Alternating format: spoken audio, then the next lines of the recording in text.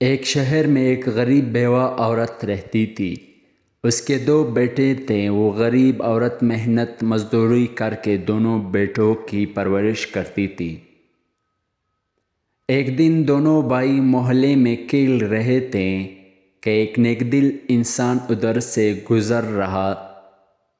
اس نے دونوں بچوں کو کچھ روپے دیے۔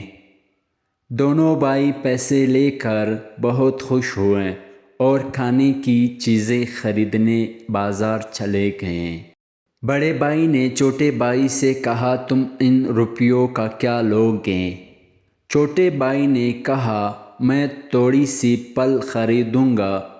اماں کو کل سے بخار ہے، انہوں نے روٹی نہیں کھائی۔ پھل کھا کر ان کا جی بہت خوش ہوگا۔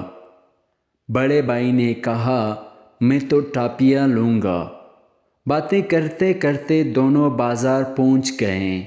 بڑے بھائی نے اپنے پیسوں کی ٹافیاں خریدی اور ان کو جیب میں ڈال کر مزے سے کھانے لگا۔ چھوٹے بھائی نے اپنے پیسوں سے پھل خریدے۔ جب دونوں بھائی ماں کے پاس پہنچے تو چھوٹے بیٹے نے ماں سے کہا، دیکھو ماں، میں آپ کے لیے رس بھرے پھل لایا ہوں۔ ایک نیک دل انسان نے ہمیں کچھ روپے دیے تھے۔ بچوں کی ماں ایک بہت خوددار عورت تھی۔ پھل کھانے سے پہلے ماں نے انہیں نصیحت کی ہے کہ کسی سے پیسے لینا اچھی بات نہیں ہے۔ خودداری اسی میں ہے کہ انسان روکی سوکی کھا کر گزارا کرے۔ تاہم ماں نے اسے دعا دی کہ خدا تجھے خوش رکھے۔ چھوٹا بیٹا بہت خوش ہوا۔